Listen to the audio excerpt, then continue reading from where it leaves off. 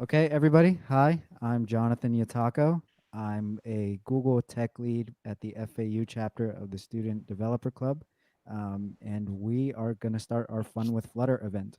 Today, you guys will be building a weather app on iOS or your Android device. But before we get into any of that fun, let's let let's have our president introduce the club really quickly. Take it away, Alessandro.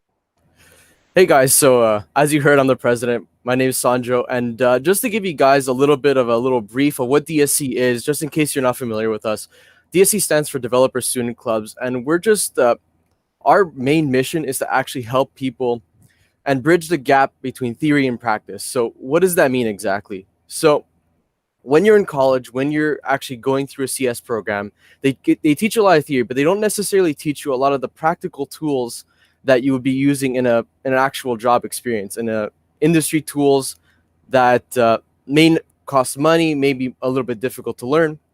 What we're going to be doing is actually having events like this one to show you these tools that you could be using for hackathons, personal projects, and in the workforce. So things like Flutter, TensorFlow, Firebase, we're here to actually show you guys and collaborate. So our whole point is to actually have peer-to-peer learning. So not necessarily as a teacher-student relationship, more of like a community that you could actually reach out, meet people, make teams, build projects, and just have fun playing with tech. So if you guys actually want to learn a little bit more about us or actually get in contact with us, just go to dscfau.com and you can actually just go into our Discord and start chatting with us right away. It's the easiest way to get to us. And just before we start, I just want to give a shout out to John, Ben, and Alex. Like, this is totally not possible without them. I just really good job, guys. They put, and I'm really excited to get started. So, John, take it away, man. All righty. Thank you, Alessandro. We're going to go ahead and get started. This is today's schedule right here. Alessandro just gave you a little welcome and recap of what the club's about. And for about the next 15 to 20 minutes, I'm going to give you guys a quick overview of Flutter before we get into coding. So let's get started. Okay, so what is Flutter? Well, Flutter is a cross platform UI toolkit and technology that was built by Google that allows you to build beautiful, natively compiled applications for iOS, Android, the web, and desktop.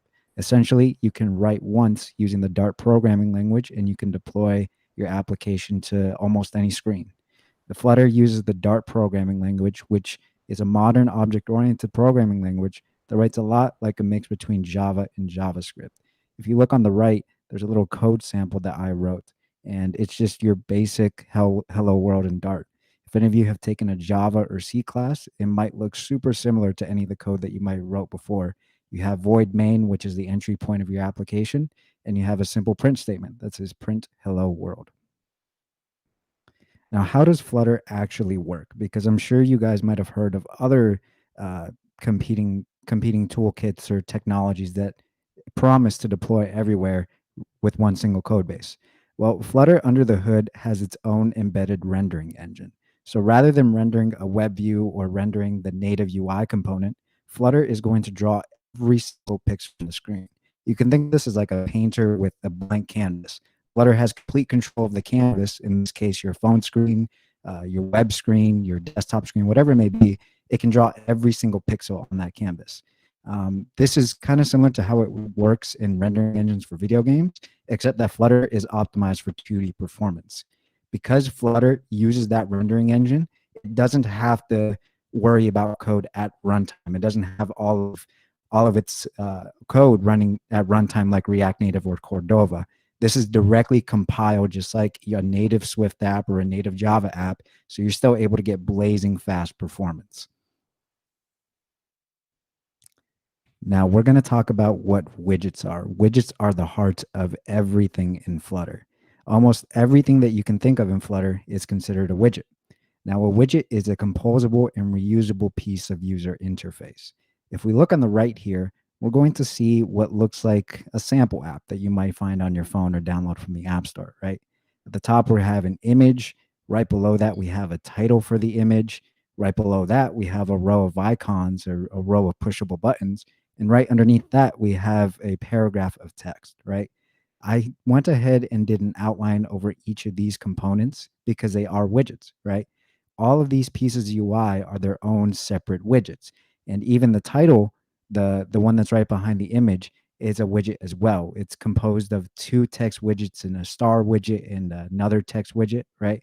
So everything that you see on the screen is a widget, but also the things that you don't see on the screen can be considered widgets as well, right? You can think of these other widgets as like layout widgets. Like if you want to lay out your widgets in a row or in a column or in a grid, there are widgets for that to control every piece of UI that you put on the screen. Widgets can render other widgets in a nested fashion, as in like I can create my own widget to render other widgets, and in the code and in the entire app, it'll look like a tree. Like your code will indent farther and farther in, and this hierarchical fashion will leads to a widget tree. Now, just as I introduced widgets, there are two different kind of widgets in Flutter that you have to worry about. We have stateless and we have stateful widgets. The first we're going to talk about is stateful, right? Now, if we use any modern app on our phone, we want it to respond to our touch on the screen, or we want it to respond to data coming in from the network, right? And Flutter has allows you to build on this concept using a stateful widget. If you want to update your UI based on some sort of user interaction or some sort of other interaction like data coming in from the network, you can make your widget a stateful widget, right? A stateful widget can respond to changes in state, and then when a new change comes in, it can update its UI appropriately. This is good for things like a text field, right? Whenever you click on a text field, you want it to change what text is inside of it every time you type from your keyboard. Stuff like that could be considered a stateful widget. Now, there's also stateless widgets, and stateless widgets never actually change. Once they're rendered on the screen, they stay static. They don't have to change, right? In certain situations, you might want to use stateless widgets, such as if you're using like a header, or if you're using images that you know don't have to change. They're just static images, right? Some stateless widgets are icon button, and text. These are examples of stateless widgets. We're going to go more into this when we build the app, but this is just a quick overview. Now, what makes Flutter great? Well, Flutter is great because it really provides great tools for developers to build apps quickly and really polished, right? Flutter comes straight for Google, as I said earlier, but Google also has extensive first party libraries for Flutter, right? Unlike React Native or any other cross platform technology, a lot of those technologies rely on the community and third parties to build apps for basic functionality such as like navigation or even tab controllers, right? But Flutter, what you're able to do is that Google builds in these libraries right out the box. So you don't have to worry about importing or downloading a third party library. This makes it super easy to build fast, performance, and beautiful looking UI. And Flutter also comes with something called hot reloading. Now, if you've ever built a C++ program or a Java program, you know that you have to recompile your app every time you change your code. And for large projects, a recompilation could take a couple of seconds to even a couple minutes, right? This isn't very productive as a developer. So the team at Google went ahead and built in something called a hot reload. In supported editors like Android Studio or Visual Studio Code, you're able to just change your code, save it, and then you're going to see the changes live on the simulator or real device happen in real time. There's no recompilation, there's no waiting a couple of seconds or a couple of minutes. You can see your changes immediately. And this is awesome because if you just want to prototype or get an idea up and running, you save a lot of time and a lot of headache, and you're able to get instant feedback, which is always great. So now I gave you guys a quick overview of Flutter, and we're going to get into the live coding right now, and we're going to build a weather app. Before we get started, I just want to say if you have any questions, feel free to put them in the YouTube live chat. I have some of my fellow tech leads here, and they'll try to direct those questions to me as I'm coding. Or if you joined our Discord channel earlier, or if you're already in the Discord channel, just leave your questions in the Flutter mobile channel, and we'll try to get to them during the event, or if not, after the event. So let me go ahead and stop this presentation and get my editor out. Okay, so first things first, what I think Ben went ahead and put in a starter template in the YouTube description. So if you look in the YouTube description of the YouTube Live, you should be able to see something labeled like starter project or starter app, right? And this is under our DSC FAU GitHub. If you go there, you're going to be able to see a repository titled Fun with Flutter Events Starter. I'm going to just show you guys how exactly we can do that. So if I click on this repository, we're going to see right here that we have the Fun with Flutter event starter. And this is just a starter template that I made because when you create a Flutter app using like the Flutter command line or the Flutter installation, it has a lot of extra stuff that we aren't going to necessarily need. So here's our repo, right? You can clone it to your computer, or an easier way is just to download and extract the zip file. So as you can see right here, we have this little green button called code, right? And I can just click it, and then it's going to give me the option to clone and or download the zip. Let me just go ahead and download the zip. And now that the zip is downloaded, what I'll go ahead and do is I'll extract that zip. Okay, cool. So I see here that it is extracted. And let me just go ahead and open up my editor, Visual Studio Code. Okay, so I have no projects open in Visual Studio Code. So what I'll go ahead and do is I'll click Open. And now that I have it open, I'm going to go ahead and click the Fun with Flutter Starter Master. That's what it should unzip as when you unzip the zip file. Okay, cool. And now that I click open, I should see here that the project comes up, and yep, main.dart comes up. And now if I open my file explorer, you're only going to see one file in the library or the lib folder, right? That's just going to be main.dart. Now that I have this file open, I need to go ahead and start my simulator or my emulator. Because I'm on Mac, I'm going to go ahead and just open up my iOS simulator, right? Um, Let me make a quick point before I move on. On Visual Studio Code or Android Studio, if you haven't already, you can download the Flutter and Dart plugins.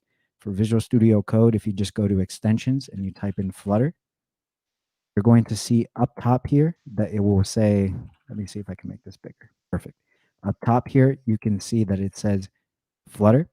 And here in Flutter, you're going to just be able to click it and you're going to be able to click install. Once it installs, then you'll have all the extra tools like syntax highlighting or debugging and attaching to simulators, everything that you need within Visual Studio Code. This is the same with Android Studio, except you go to preferences on Mac or settings on Windows, and you're able to look up plugins, and it'll be the same, the Flutter and Dart plugin. So now that I have that, I'm just going to go ahead and start my simulator. Here, I'm going to click Start iOS Simulator. Now I have it here.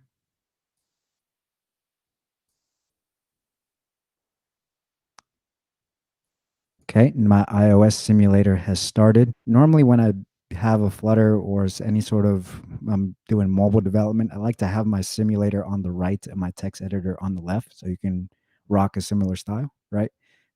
Now, what's going to be next is I'm going to want to run this starter project on my simulator, right? You have to make sure you have your simulator open, whether that be iOS or Android, and you want to have your editor open as well. You're going to want to click on main.dart, just make sure that the file is open. And then you're going to go to run up here in Visual Studio Code, and you're going to click start debugging. In Android Studio, there should be a green button, like a green play button up in the upper right-hand corner. As long as you have main.dart open and you have your emulator or simulator open, you can just click that and it'll do effectively the same thing. It'll start building the project and then it'll launch it on the simulator. So right now it is building and it is going to launch in debug mode. So let's just give this a second to build.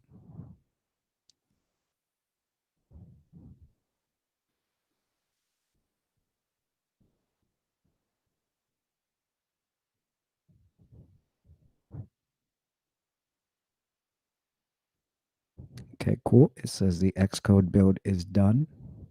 And we're just going to give it a second to attach the simulator.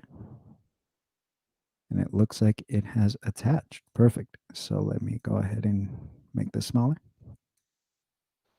Okay, cool. So if you were able to run the starter app, what you should see on your simulator is a top blue bar that says best weather app in the world. And you should just see a blank white page for the rest of the body, right? This is all that that app is doing. Just real quick before we get started, if you have the Flutter plugin installed, you're able to take advantage of hot reloading, right? If you notice right here, I have a text widget, right? And it says best weather app in the world.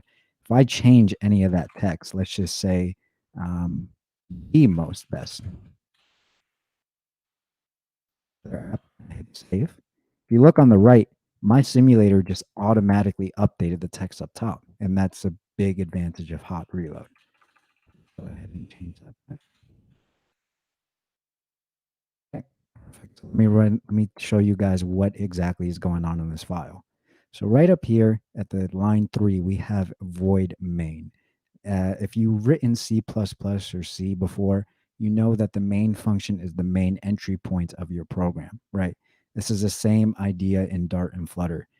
Everything that happens in your program has to happen inside of this main function, right?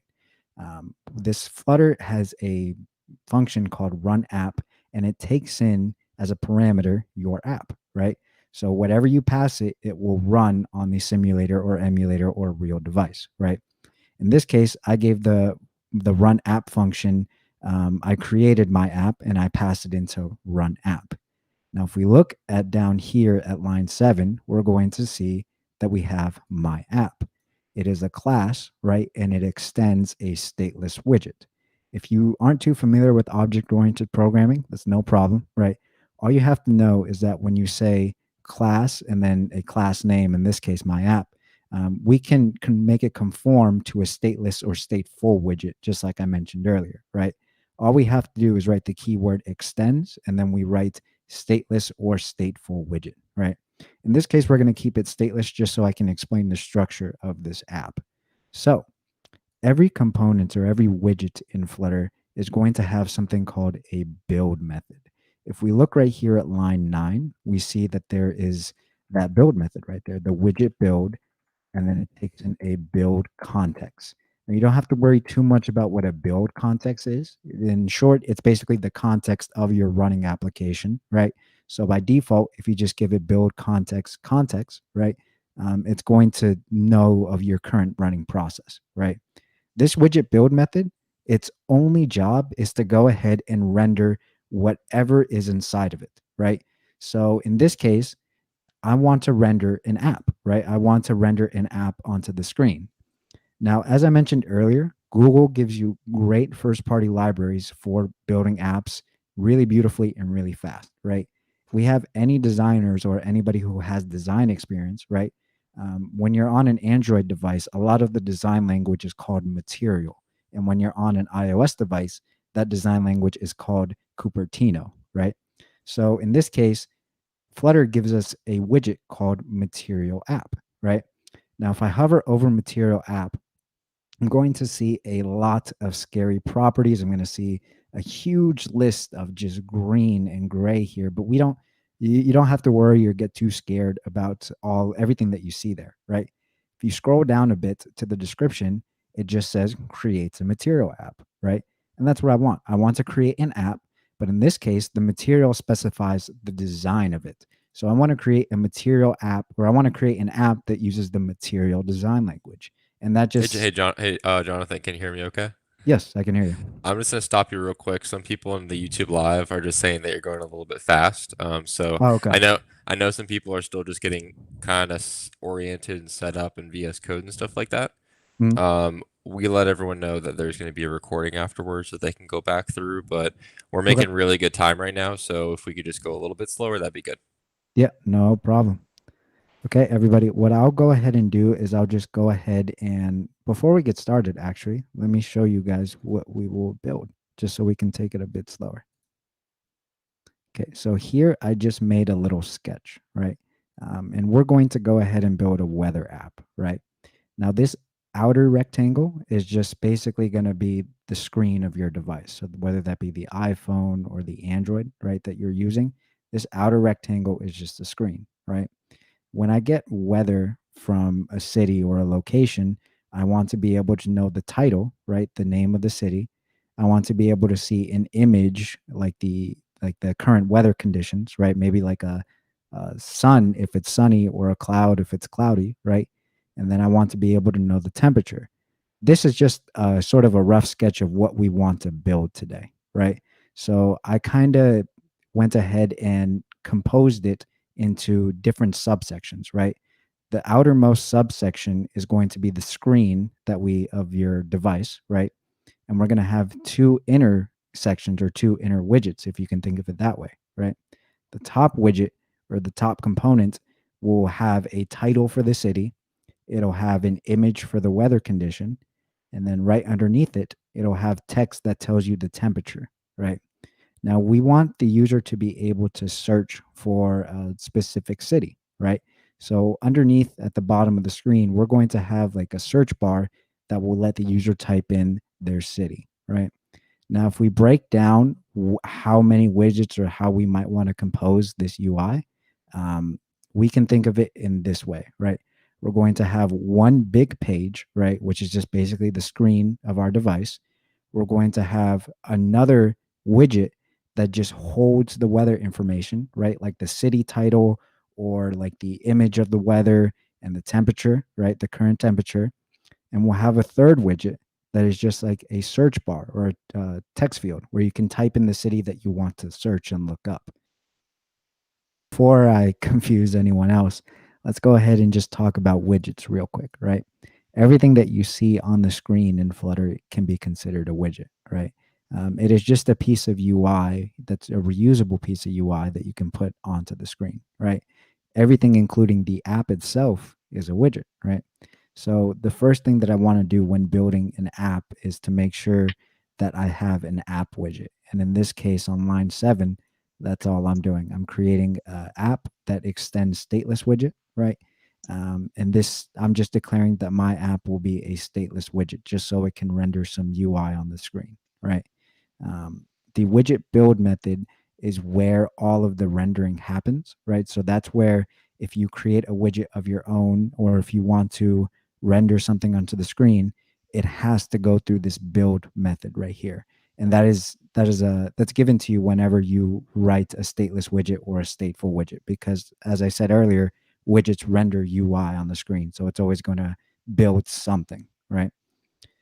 Since this is our first widget of the entire app, what I'm going to do is I'm going to use material app right here. And material app, like I said, just gives us theming and certain design elements from the material design language. There's also Cupertino, which is like Apple's design language. So if you wanted to make your app look more like an iOS app, or you wanted to make it look more like an Android app, you could use Material app, or you could use Cupertino app. Now, underneath Material app, you might notice that there are a couple of properties, right? We have a title property, we have a theme property, we have a home property, and inside theme, we also have other properties like primary swatch and visual density. Let me break these down one by one, right? The title is just, if I hover over it, it's going to just be the title of our application, right? This is just, if we look right here, Visual Studio Code actually tells us what it's going to be on each device, right? On Android, the titles appear above the Task Manager snapshot, which are displayed when the user presses the Recent Apps button. On iOS, this value is not used, right? So basically, I would assume on Android, when you're switching apps or when you're using the Task Manager, your app would have this title right here, right? Now, if we go to theme, right? Theme is just going to refer to the overall color theme or other themes that are used within your app, right? If I hover over it, it tells me right here in this quick toolbar that it takes in a theme data widget, right? And if I read the first line, it says, remove this. It takes in, these are the default visual properties like color, font, shapes, and other types of widgets, right? So the starter app went ahead and we gave it a theme data widget. Now, if you hover over it, you're going to again see all of these scary properties, a bunch of scary green and gray, but you don't have to use all of these, or you don't even have to use many of them, right? If I scroll down again, all it does is create a theme data that's used to configure the theme, right? And if we look at this first property called primary swatch, that just dictates what the primary colors of the apps are going to be. So right now it says blue, right? But if I wanted to change it to red, I can just go ahead and change this to red, save it. Then we see on the simulator on the right that it changed to red. Same thing with other colors. I could change this to yellow and hit save. It changes to yellow. And if I want to change it to green, it'll change to green. Now, this primary swatch, like I said, is going to be the primary color for your app, but Flutter gives you a bunch of customization when it comes to either an entire theming of the app or when it comes to individual widgets themselves. This primary swatch, as in primary color, is just useful when you have a color idea or a color set in your head of what you want your app to be the main color. This visual density property, this is given to you whenever you create a Flutter app. And basically all this means is that it changes the pixel density and adapts the color rendering and screen and text rendering to the appropriate screen size, right? As I mentioned earlier, Flutter can run on Android, iOS, your desktop app. It can run in websites as well, right? So those are a bunch of different screen colors and screen resolutions. So this just sets it so that it adapts for the platform density, right? Now that we have that, we have a home property as the last property for material app, right? If I hover over it, we notice that this just takes in a plain widget, right? And this widget, it's just going to take in a plain widget, right? And right here, we see that it takes in a scaffold. Now, a scaffold is just you can think of it as a page on your application, right? This page that you see on the screen right here, that's where that's what the scaffold is, right? If I scroll down, it says creates a visual scaffold for material design widgets. If you were to use the Cupertino app, I believe it's called Cupertino scaffold or something to that effect. But this is just what it's called for the material design language, right? Now, as again, you can see all of these scary properties, but we don't have to use or even worry about most of them, right? We can only use the ones that we care about. The first thing I want to do is I want to be able to set what text or what displays at the top of the app bar, right?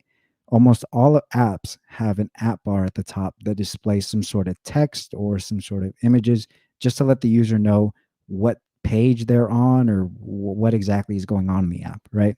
If I go hover over this property, we notice that it takes in a preferred size widget, right? Now, it can take in a lot of things like an image or it could take in certain kinds of text. But in this case, I'm just going to go ahead and pass it an app bar, right? This app bar is just going to be, it creates a material design app bar. So that's where this design and this kind of shading, if you notice the little borders on the side, that is how the app bar is created. And then the app bar, if we hover over that, takes in a title property. Now, this title property is just the primary widget that's displayed in the app bar, right? So it's typically a text widget that contains a description of the current contents of the app, right? So instead of playing around with it and trying to pass in an image or other different things, I just went ahead and kept it simple and I gave it a text widget, right? Now, a text widget is a very nice widget. Let me just go ahead and delete what's in here and show you guys how we actually use a text widget. Okay, cool. So now that the title is empty, the title property, I wanted to display some sort of text up in the app bar, right? In order to do that, Flutter gives you a widget called the text widget. So I'm just going to type in text and open parentheses. And then inside of these parentheses, I just go ahead and give it a string, right? This string is what that text widget will render. So in this case, if I want to say, hello, everyone in the chat, I want to render a field of text, right, or a string of text that says hello everyone in the chat, right? So if I go ahead and hit save, you should see at the top of this app bar right here that it now says hello everyone in the chat, right? And due to hot reloading, like I mentioned earlier, I can change what's in here and it'll automatically update on the fly. So now it just says everyone in the chat, right? Change that back to hello chat. Now that we've dealt with the app bar, you might be wondering, how do we render, text or images onto this white canvas right here, the main guts of the app, right? You could think of it like the top part is like the app bar, the header, while the rest of this canvas is considered like the body, right? And if you think of it that way, scaffold actually provides a body property. So if I go ahead and just type in body, see right here, it did auto completion. So it noticed that I typed in body. And if we look at the description here, it says the primary content of the scaffold. And if whenever you see scaffold, just think of it as page. So the primary content of the page, right? So now if I go ahead and say I want on the page to say hello world, right? In order to render text onto the screen, I'm going to need to use a text widget, right? So let me just go ahead and give it the text widget. Let's say hello. Save this. Notice in the upper left-hand corner of the app that it says hello world up there, right?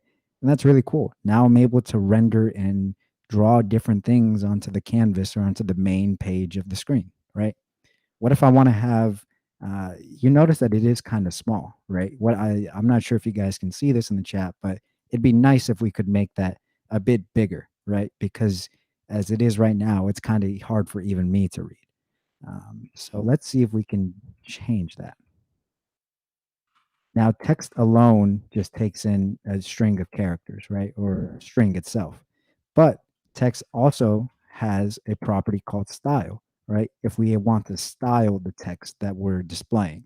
So we can change the font size, we can change the weight, we can do a lot of things when we style.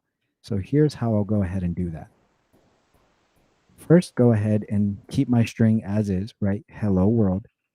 And after the closing quotation, I'm just going to go ahead and place a comma.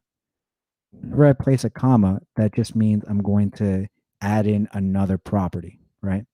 So in this case, because I want to style my text, let's just go ahead and add a style property. See here, Visual Studio Code went ahead and did auto completion again, and it says, if non-null, the style to use for this text, right? If you guys have ever used like Google Docs or Microsoft Word, right?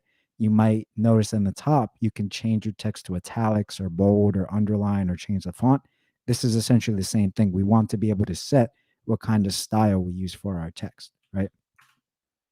So what do we pass into the style property? Well, if I hover over it, we're going to see that it takes in a text style widget, right? So let me go ahead and give it a text style widget. Let's see what I can then pass in. Oh, look. So Hey, I John. see that, yes. Whenever you're ready, we have a couple questions that we'd like to ask you from the chat. Oh yeah, absolutely. Go ahead. So one over here, I just had it right over here. Say the name when you say the question, if you have it.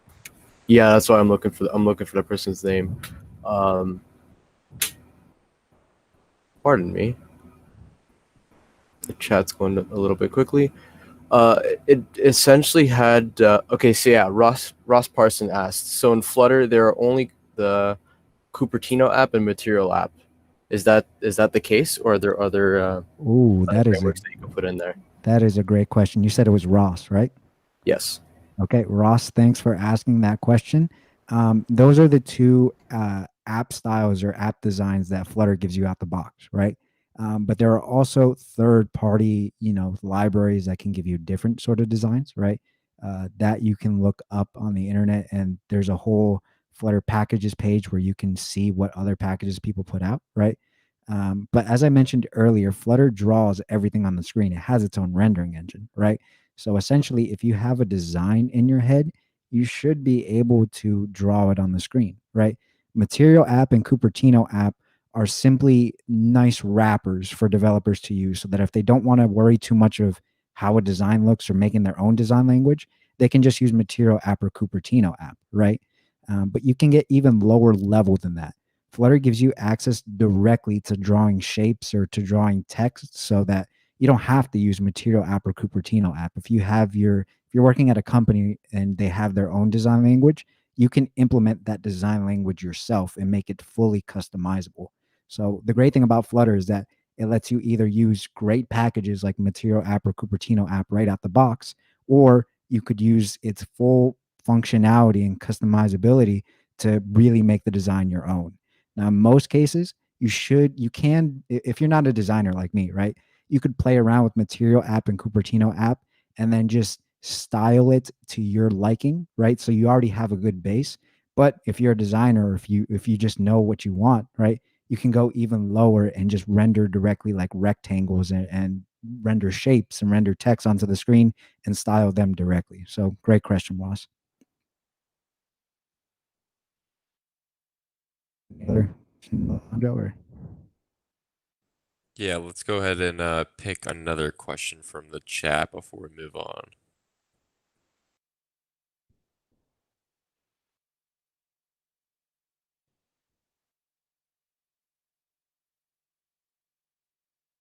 Alex is looking, I'll just go ahead and show you guys what I can put into the text style, right? So we want to go ahead and style our text so that it looks a little bigger, right?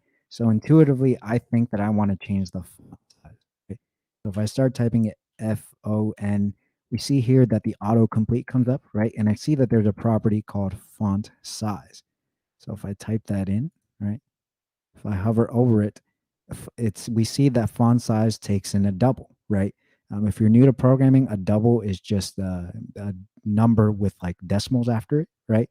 So I can change the font size now to whatever I want. Let me go ahead and change it to something bigger that everyone else can see, like 30.5. Right? And then let me hit save.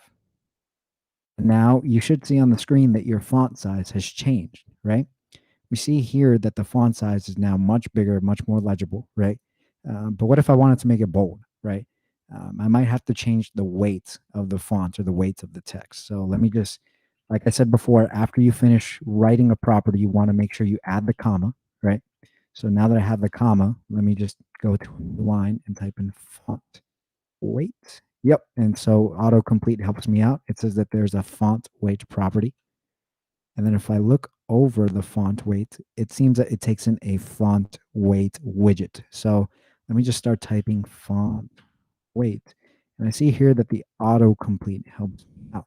Now, if you've used Java before, these are just static variables. So font weight has like different values that have been created, right? Or when the app first launches. So we have font weight bold, font weight normal, and a bunch of different numeric values. Let's just go ahead and say font weight bold. And let's see if we can make that bold. So if I hit save, we see that it's now gotten super bold, which is really cool, right? Because now every single text element that we want to render on the screen, we know that we can style it, and we can style each of them with a separate text render, and we can make some of them bold, we can make some of them big, some of them small, some of them metallic, and it's just really cool the amount of customizability Flutter gives you with every single widget down to even the text that's rendered, right? Now, I just mentioned that we could render a bunch of different text widgets. What if I wanted to go ahead and render multiple text, right? Just intuitively, I think, okay, after the text widget, which I look at my editor right here, it says this is where the text widget ends. I should just be able to write text again. And then I'll just type in hello world again. If I save and try to see what happens, nothing happens. And I notice there's this red squiggly underneath the text widget, right? What happened? I wanted to go ahead and display a bunch of text on the screen, or at least two different text fields. What happens is that, as I mentioned earlier, everything in Flutter is a widget, including the things that you see and the things that you don't see, right? If I want to render, say, a column of text onto the screen, I'm going to have to tell Flutter that I want to have a column of text. I need to be that explicit, right? So in the body right here, I'm going to say, instead of giving it a text widget, I want to give it a column, right? And inside of that column is where I'll give it all of those text widgets. And if it seems confusing now, let me just show you in the code what that might look like. So it might seem a little easier to visualize, right? If we look at our simulator, we see the hello world top, and all I want is a smaller hello world text right underneath it, right? in a column-like fashion. So if I go to line 18 and I hover over text, in Visual Studio Code, you should see this little light bulb right here. If I click it, I have a lot of different options like wrap with widget, wrap with center, wrap with column, wrap with container, padding, row, etc. Right? Because I just said I wanted to render a column of text, let's go ahead and wrap this text widget that I already wrote with a column. And what's cool is that it'll already write that code for me, right? So let me just go ahead and delete the erroneous text that's right there. Now, if I look at the body property, right, which what I mentioned earlier is just what's going to be rendered on the main page, is blank white canvas on the screen, right? Um, the body is going to take in a column, right? And this column sets the layout for all of the widgets that are inside of it, right? So if I look at the first property that's been declared here, we see that it is children, right? If I look at the description, it says creates a vertical array of children, right? Now, children takes in a list of widgets. It can be any kind of widget. It can be a list of text. It can be a list of images. It can be a list of your own created images, right? But right now, let's go ahead and keep it as text, right? So I already have my first text here. And if I save without adding anything, it still works, right? But let's go ahead and now add a second text widget. So let's say text and then hello world. Boom. Right there, you see now, or you should see that this text widget, the second text widget, rendered directly underneath the first text widget, which was that bold hello world, right? Now, this is really cool because now the column can take in as many children as it wants. So let's give it a third. Let's say text hi world instead. Column at the end. And boom, we have a third one. We can do a fourth. Goodbye. Save. Now we have four text widgets all in a single column, right? What the widgets that you don't see on the screen normally have to do with layout, right? So for example, column, you don't see a vertical column with like borders on the screen, right? But column has to do with the layout of how you put your widgets onto the screen. So if I wanted to render a column of 20 text widgets, right? I would first have to wrap all of those text widgets with a column. And then inside of its children property, I would just give it the widgets that I wanted to render. Now, some of you may be wondering, why is it that these text widgets, the bottom three are in the center, while the top one seems to just take up the whole space of the column, right? Well, the cool thing about column and row is that column automatically resizes to the child that has the largest width, right? In this case, if you noticed our first text widget, we styled it so that its font size could be 30.5, which is the biggest out of all the four text widgets. So because it's the biggest, the column resized to the side of the biggest child, which is the first text widget, and then the rest of them just go straight by default. They stay centered within that column, right? Now you can change that behavior. You can say, I want these widgets to be left aligned in the column or right aligned in the column. But by default, the column is going to take the width of the biggest child in that column, right? And the rest of the widgets are just going to stay centered within that column size. So before I move on, I'm going to ask my tech leads if there are any more questions in the chat.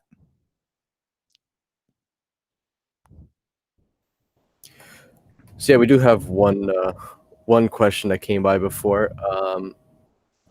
Varshini asks, can we do this on other IDEs like Atom? That is a great question. I know Atom does have like some sort of plugin manager, right? But from what I understand, the two supported editors that give you Flutter plugins and Dart plugins are Android Studio and Visual Studio Code. There might be like a third party plugin that lets you integrate Flutter with Atom, but I wouldn't be entirely sure about that. If you want to, be safe with Flutter development, I'd recommend probably just using Visual Studio Code or Android Studio, but that is a good question because I do know Atom has its own plugin system. So Another question that was a while ago, but I wanted to bring that up from Sarang that says, how do we do the debugging thing that eventually shows up the page on the simulator best weather app in the world, Windows OS? I don't know if they're asking the question about bringing up just the simulator Mm, or if okay, there's a yeah. debugging window that had open earlier I might have missed. Yeah, that's a great question. So, when there are three steps that you want to do, right? You want to go ahead and open up the project in your editor, which would be Android Studio or Visual Studio Code, right? Once you have that editor open, you want to go ahead and launch your iOS or your Android simulator, right? In the beginning, I went ahead and launched an iPhone 11 Pro simulator, right? And so then once I had the code open along with my simulator running in Visual Studio Code, what I'll go ahead and do is if I go to the top toolbar at the top or the top menu bar, there's going to be a run option. And if I click on it, there's going to be a bunch of different options such as start debugging, run without debugging, stop debugging, restart debugging, etc. You would click on start debugging, and then if you have main.dart open, then it'll attach to the currently running simulator or emulator. In Android Studio, this would be a similar process. You would first have to open up your Android emulator, and then at the top of the Android Studio toolbar, there's a play button. It's like a green play button. When you click that, then it will attach to your currently running simulator or emulator, and then it'll start running the app so that you can get the hot reload and see your changes in real time. Another question we can go ahead and do before we move on, since we have about a little bit under 40 minutes left. Mhm. Tech JD says, can you explain the column thing again in short? So maybe about how like the text elements under Hello World are kind of centered in the column and stuff like that. Okay, cool. Yeah. So whenever you think of design, right, or designing your apps, most of the time you're going to have different UI elements in either a row, a column, or a grid, right? If I look at the little sketch that I made for the app that we're going to build, right, one of the main widgets or main components of our app is going to be a widget that displays the title, right, the title of the city that we looked up, the image of like the weather status, whether that be like a sunny sun or like clouds or like rain, and the temperature, right?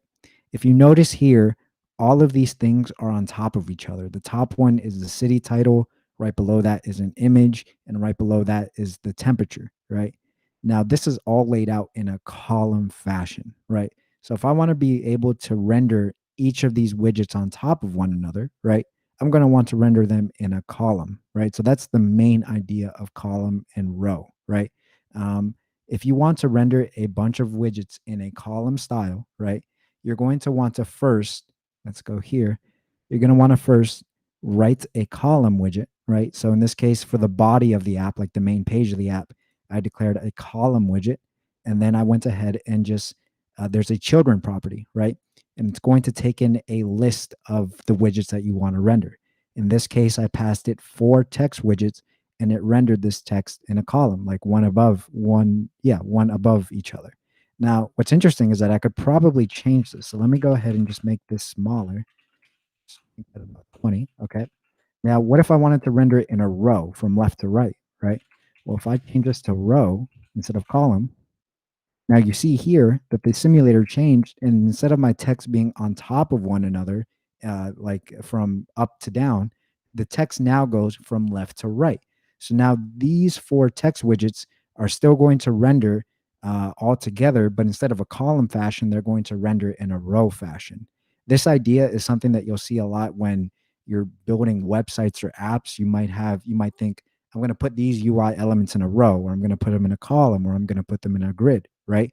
So Flutter, instead of trying to fight your thinking, that way of thinking, it basically puts it in the framework itself, where it says if you want to render a row of 4 text widgets, you just write text widgets inside of your row. Or if you want to render 4 text widgets in a column, you just put the text inside of that column. So rows and columns are very fundamental to Flutter when you're thinking about designing your UI. Great question, by the way. So now that we have that, we might have noticed that if we look at the code a bit, it seems to get a little big and messy, right? If we write our whole app inside of this little my app class, right, it can get very quick, very fast, right? So let's go ahead and look right here at my little design that I made, right? So let's think of it in terms of what changes and what doesn't. Let's think of stateless and stateful, right? Now, whenever I search up a city, right, this is going to be a search bar or a text field at the bottom here, right? Now, I mentioned earlier that text fields have to change whenever a user types in different letters or different characters, right? So we can already assume that this search city box right here, this text field, is going to be a type of stateful widget, right? And I say stateful because it needs to change its state every time you type something into the keyboard, right? Now, up top here, this is this widget right here, this that renders the title, the image, and the temperature. This doesn't really have to change. Now, I'll get more into what I mean, but if I just wanted to render the title of a city, or if I just wanted to render the image of a particular place or the temperature of a particular place, I can just give it the data and render it and not have to worry about it, right? That doesn't necessarily need to change. So that can be considered a stateless widget, as in I don't have that widget doesn't have to worry about changing itself, right? If any changes need to happen, it'll happen from widgets that come above. So what I'm trying to get at is that our app is going to have three main widgets. We're going to have the main page, which we'll call weather page, right? This will control the interaction between how we pass this data from city, from the search bar, to the updated data in this top widget, right? And let's call this top widget weather information, because that is the weather information, right? We get the title of the city, we get the image for the current weather, and we get the temperature for the current weather as well, right? So the biggest or the foremost widget, we'll call that weather page, right? Because it's just a single page and it's going to hold our other widgets. This top widget right here, which holds the information of the weather, we're going to call that weather information, right? Because it just holds the weather information for whatever we search up. And then right here on the bottom, this text field that searches for text or searches for a city, let's call that weather search, because we're going to search for the weather of a particular city. I just want to give you guys a brief like overview of like how our app will look, or how we might think of it in terms of designing it and building it. But this might become a lot more clear once I actually get started in the code, right? So like I said here, this code could get very messy very fast if you decided to write it all in one class in this my app, right? So let me go ahead and not do that. All right. Let's go ahead and do this. I'm going to hover over the column in line 18, right? And I'm going to click on this light bulb right here. And it's going to give me a bunch of options just like earlier, but it's also going to give me the option, the bottom one, to extract the widget, right? Now, you can create your own widgets in Flutter, right? You are not just like I did up here. I created a my app stateless widget, right? I don't have to rely just on the widgets that Flutter gives me. I'm going to go ahead and create my own widget just so that for clarity's sakes and for writing the code, it becomes a lot clearer, right? So I want to move all of this code, the code that has to deal with rendering the text in a column, all to its own separate widget, right? Let's go ahead and, like I said, click on the column widget. Let's click on the light bulb here, and let's say extract widget. When I click extract widget, at the top of Visual Studio Code, it's going to say enter a name for the widget. So like I said earlier, from a high level overview, if I can, oh, it's down here. From a high level overview, we want to have the main page as, we'll call it weather page, right? Because this weather page will hold the other two widgets, the search, the weather search, and the weather information. So let's extract this widget. And in Android Studio, if you right click on the widget, there should be something that says show quick tips or show it's if it doesn't show the little light bulb to the left, you can right click it and you should see those options, or there should say an option that says show quick tips or something to that effect, right? And when I click the light bulb, I'm going to say extract widget, And now it's going to ask me for a name. So let's call this weather or weather page. Yeah, we said weather page. Now, what just happened? So we saw that the body just got replaced with this widget called weather page, right? And what Flutter did, or what the Flutter plugin did in my editor, is that it took all of the code that I had highlighted at the column, right? And it turned it into its own separate widget, right? So now this code is only the column with the 4 text widgets, right? Are all in its own separate widget. So now what if I wanted to do something funky? What if I wanted to say, I want to have multiple weather pages, right? And a weather page, like we said, if we look at the widget build method, all it does is it renders on the screen a column with 4 text widgets, right? Let's try something cool. Let's say because I want to render multiple weather page widgets, I have to put it in a column or a row, right? Let's put it in a column. And then all I have to do is I just create another weather page, hit save. We see that another instance of that column that we built earlier just showed up on the screen, right? So what's really cool is that if you have a reusable UI piece, like maybe a floating banner or like a profile page or something to that effect, right? You can extract it into its own widget and then just reuse it over and over again. So same thing, I can just type in again, weather page. And I see that a third one came. And the fourth one came. Now I hear the chat pinging in the background. So if any tech leads could give me a question or so that people might be asking, that'd be great. Yeah, it looks like Aiden was asking a question in the chat a second ago, asking if you're on Windows, should you be using Visual Studio Code or Android Studio? That is a great question, Aiden. I would recommend Android Studio. And the reason I say that is because when you download Android Studio, it'll let you download an Android emulator as well. And that's what's going to be needed in order to run your app on an emulator, at least on an Android emulator. When you're on Windows, you don't have access to iOS simulators because that's only allowed for Mac computers. You get the iOS simulators through Xcode. And then if you're running Windows, the only option that you have to run a simulator on your computer is through Android Studio. So I would recommend Android Studio just so that you can download the Android emulators and get things up and running. But it is possible just to download Android Studio, download an Android emulator, and just use Visual Studio Code. So great question. Another question that Bavuk asked, can we do something which will change the color of the primary swatch according to the current weather? Oh, that is a great question. Maybe we can try that later because, yeah, that is cool. Because if we think about it in terms of state, right, the current weather is going to be, we're going to get information from the internet somewhere that'll tell us the current weather, right? So if we made a state variable that said, if the weather is sunny, make it yellow, or if it's cloudy, make it blue, or something to that effect, then that's something that can definitely happen.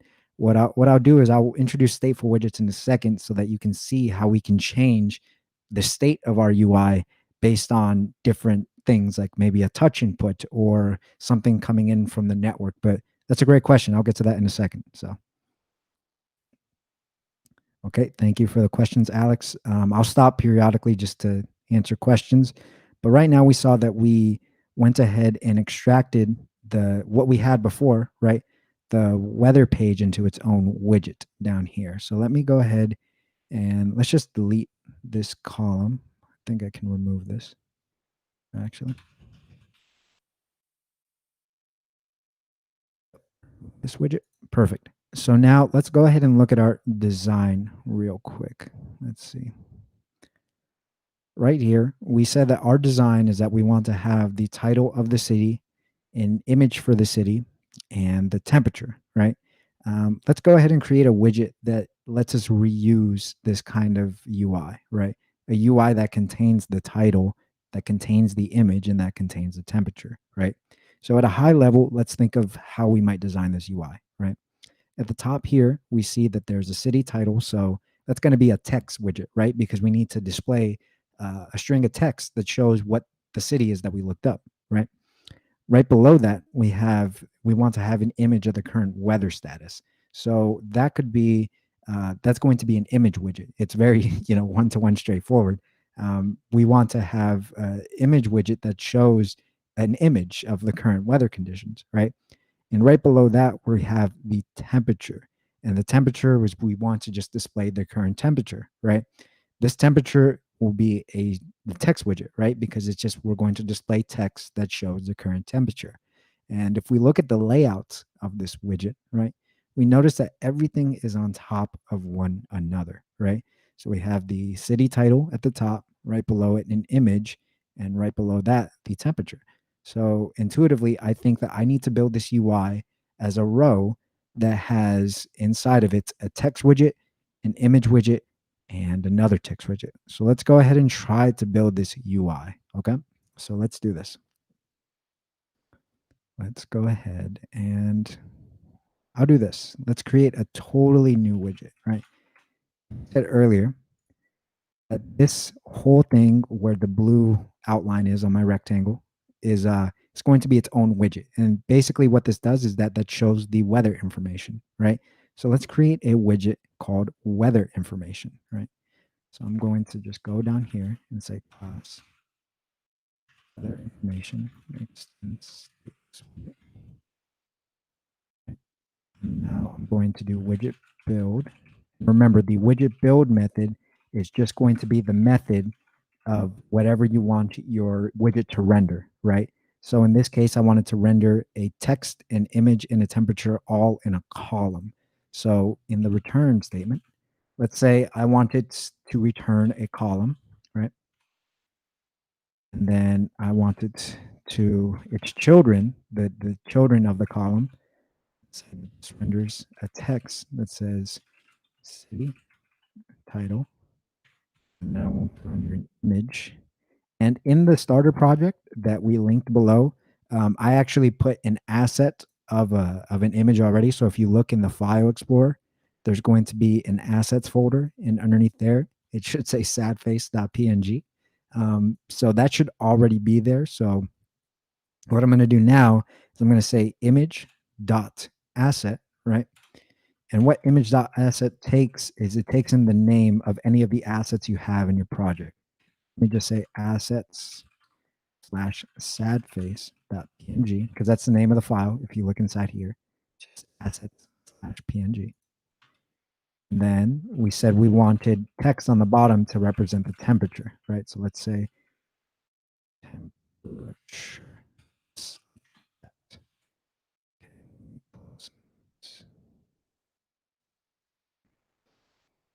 Okay, and then let me add this. Now let's see if we can render this onto the screen. So let me just go up here. Instead of rendering the weather page, let's render the weather information. And I just like all the other widgets in Flutter, I get auto completion from the Flutter plugin in Visual Studio Code and Android Studio. So let's just say weather information. This. See that we just created the same kind of design that we had on our sketch. I think my sketch is a little better since it has a smiley face, but we get the same idea, right? And we thought when we were thinking of the design, we said, I want to render a column of different things. And this column is going to have a text widget at the top. It's going to have an image right below it, and it's going to have the temperature, right? Well, intuitively, that's exactly what we did. We said, if we even look at the code, right, this weather information widget is going to return a column that will have its children as the first child as a text widget, the second one as an image, and the third one as a text widget, right? And this is really cool because you can see how thinking of the design almost translates directly to the code itself in Flutter. So when you think of a design, you don't necessarily have to draw it out. You can just code it, and with hot reloading, you get sort of instant gratification to see what is going on, right? Now, just like that, what I'm going to go ahead and do is in our design here, we said, or actually before I go on, I will take a question or two. So if any of my tech leads See any questions, just let me know. Yeah, we got two. One, I just wanted to verify and clarify what plugins people are going to need if they're in Windows running Visual Studio Code to get the emulator working. Great. So for the emulator itself, make sure you have, if you're on Windows, for example, like I said, you can only use the Android emulators. So you would need to download Android Studio and then get the emulators from there. And then if you want to use Visual Studio Code, right? If you go to the left here where it shows the File Explorer, search, and everything else, right? There's going to be an extensions icon. I'm going to click that, and then it'll let me search the marketplace. So if I type in Flutter, for example, it should be the very first one. It'll just say Flutter, and then it'll give you an install option, and you just click it and it should be in your editor. For me, since I already have it installed, it only gives me disable and uninstall. Great question. It's just that one plugin, nothing else? Yes, because this plugin also downloads the Dart extension automatically. So if you just download Flutter, you should be fine. Okay. Another question that Mohammed asked earlier says, could you customize your custom widget in a separate Dart file and call it from there? If so, how would Ooh. you go about it, or is that going too far ahead? No, that's a great question, because right now, as you can see, we have 3 separate widgets in one file, right? Even though I broke it up into separate widgets, it can get very nasty, right? So let's just go ahead and do what Mohammed mentioned. Let's go ahead and extract both the weather page widget and the weather information into a separate file, right? So great question. In Visual Studio Code, I'm going to go ahead and go to new file, and let's just call this weather, say, page.dart. File. Nope. Let's see. I'll select an editor. Oh, yeah. Okay. So now I have a blank file, right? And Mohammed, for anybody who didn't hear, he asked, can we just put our own custom widgets in separate files and then bring them into another file that we're using, right? So if I wanted to extract weather page and weather information into its own separate widget, into its own separate file and still use it, how would I do that, right? So let me go ahead and just copy and paste their information, right? I have a blank new file here. So let me just paste that inside. And right now there's no syntax highlighting or anything because the file hasn't been written on disk. So the plugin doesn't know that the file actually exists yet. So let me just go ahead and save this.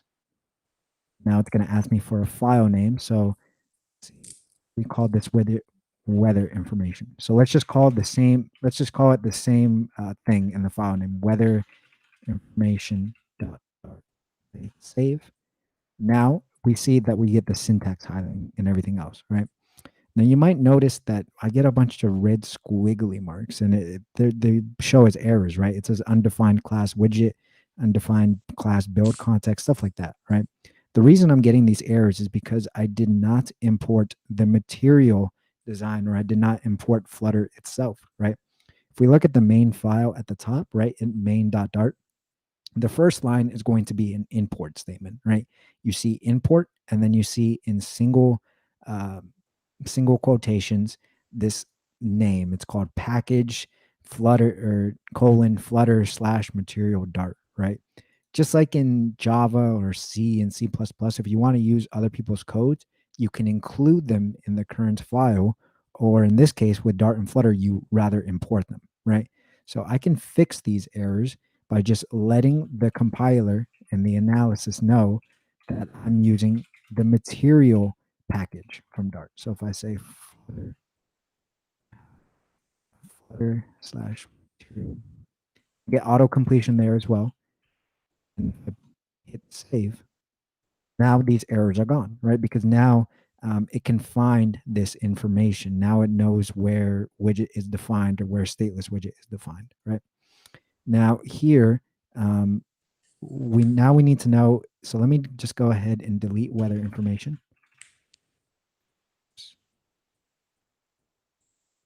So now I deleted weather information. If I look here in the body of my app, this shows that it's not defined. Like it can't find it. The method weather information isn't defined for the type my app, right? Just like I imported Flutter material, I'm going to need to go ahead and import the widget that I just created since it's in a separate file, right? It's super simple. I'm just going to type in import, then open single quotations, and I'm just going to put in the path to the file of the widgets or functions that I want, right? So if I look to my file explorer, I see that weather information is in the same lib folder as main.dart. So all I need to do is just type in that path, current directory / weather information.dart, and save. Now we see this gone away. The red squigglies went away because now if we hover over it, it knows exactly where to find it. It says it's going to find it in the weather app package under weather information.dart. I can do the same with the weather page, which I'll just go ahead and do now. And then new file, paste, page. Same thing here. Those red squigglies come from the fact that it doesn't know that I'm using the material package, right? And the material, as mentioned earlier, gives you all the styling, the Android styling, the Google design language, right? So now that I imported it, it can be found here. So let me just go ahead and import that here as well. Import weather page. Should be able to remove this.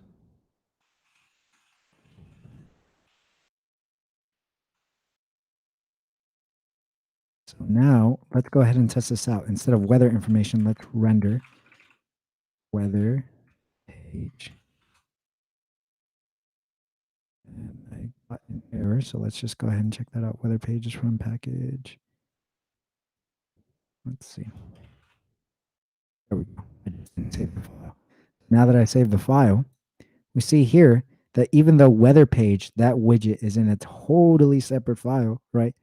I was just able to import it, right, using the actual the path name to that file, right? And then I was able to use that widget. So it's really nice that you're able to not only split your logic up or your UI into different widgets, we're able to put those widgets in different files themselves so that your code can be reusable, maintainable, easy to read, and it doesn't have to all be in one big file. So it's good that we covered that because now we can segue into how we actually going to structure our app, right?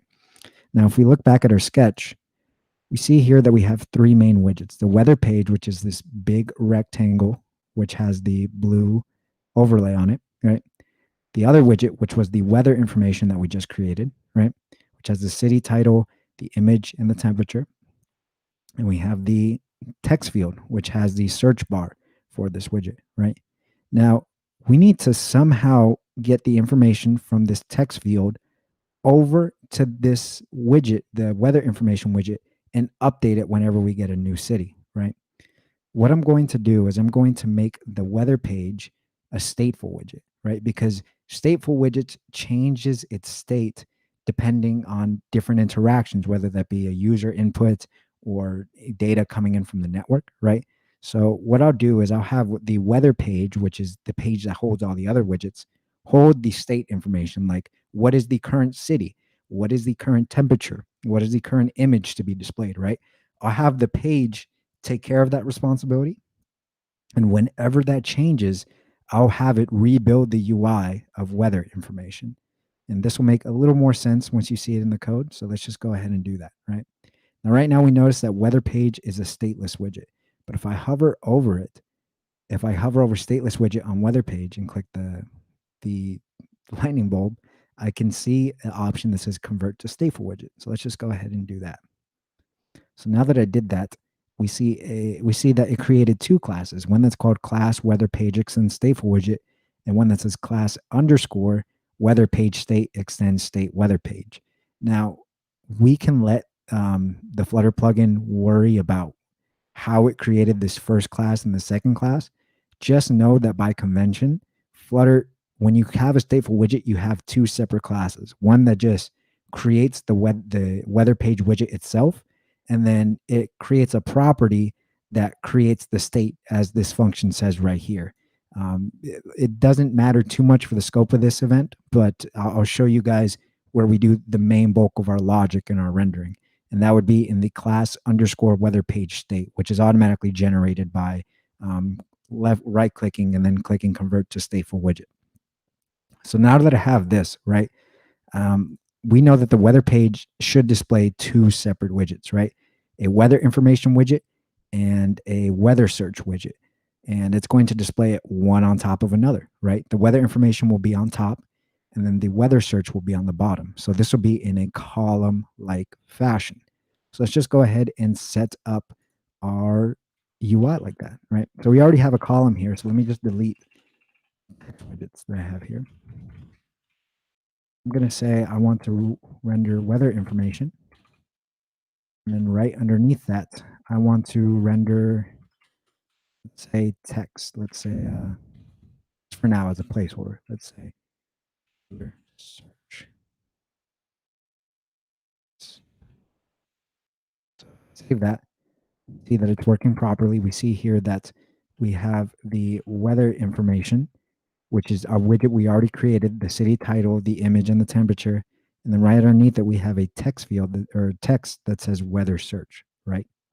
Now, whenever the state changes of whenever I search a new city or a new location, right? I want to be able to change what the weather information shows, right? So what am I going to need for that? Well, based on our UI, I'm going to need a couple different things, right? I'm going to need a variable that holds the title of the city that was searched, right? So let's create a variable called city title. Need a variable that also holds the temperature, right? The current temperature.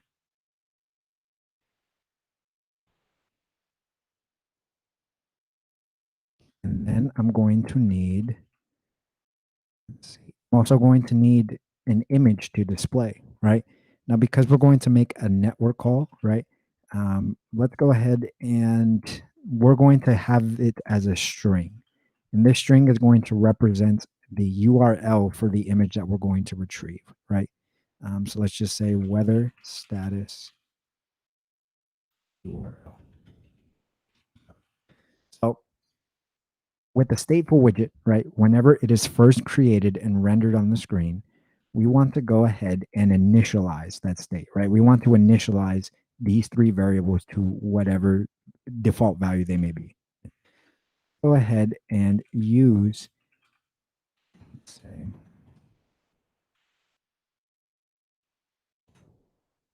so Flutter, whenever you use a stateful widget, right, there's a method that it gives you called init state. And just like I mentioned earlier, it initializes the state of your widget, right? So we're going to consider these three variables as the current state, right? And when the widget is first rendered, we want to give it some sort of default value. Right? Say the city title will be, we'll have it as a placeholder that says no city has been looked up, right? So let's say no city has, say the temperature is just going to be 0 degrees, right? And then the weather status URL, let's say that it's blank, like we have no URL, right? In this init state function, we're just initializing the state of our variables, right? We know that these variables are going to change. So these are going to be considered our state variables, the ones that we want to change based on different interaction, just like when the user types in the search field, look up Miami, right? So all we're doing here is initializing what the, or setting what the values will be when the widget is first rendered, right? So now that we have that, let's look at weather information right here. Weather information, it should take in these variables, like what the city title is, what the temperature is, and what the weather status URL is, right? And it should render based on the state of this. So I need to give this variables as well that it can hold. So let's say weather information.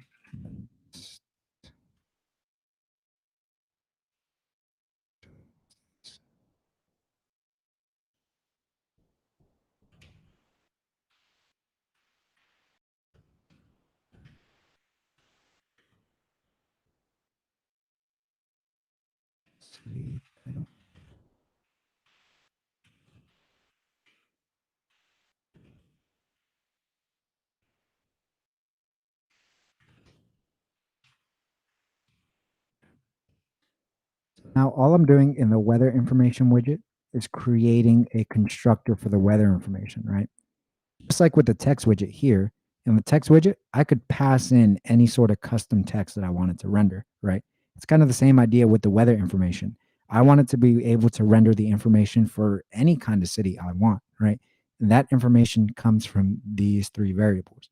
So I need to make sure that weather information can take those three variables, right? City title, temperature, and the weather status URL, so that whenever I call it here, I don't just give it an empty weather information. I actually give it the weather information so that it can render the correct information. Just say,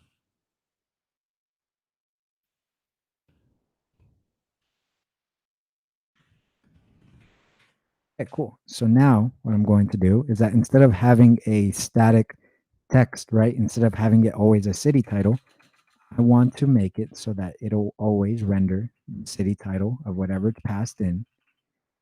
Temperature. I want it so that it's always going to render.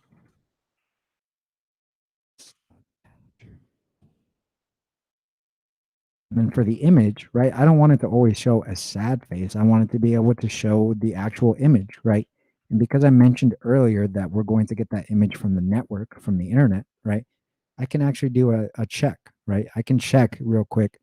Let's do if weather status URL empty.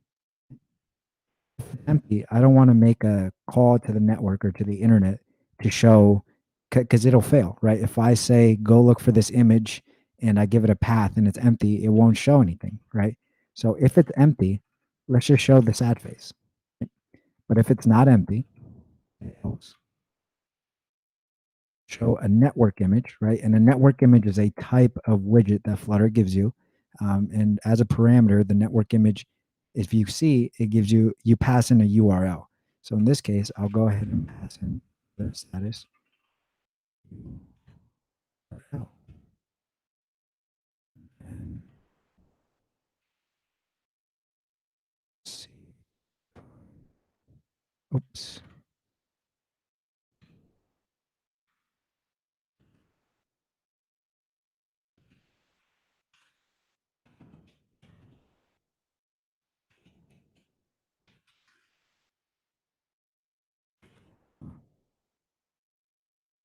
Give me a second. I think it might have been.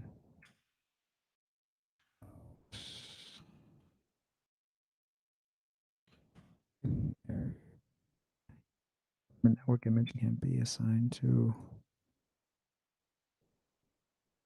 Give me 1 second. I'm going to cheat a little bit and look at the starter code or the then code that I already wrote. While I'm looking at that, are there any quick questions from the chat that my tech leads could direct? Yes, so let me check through the chat real quick while you're doing that. Mm-hmm.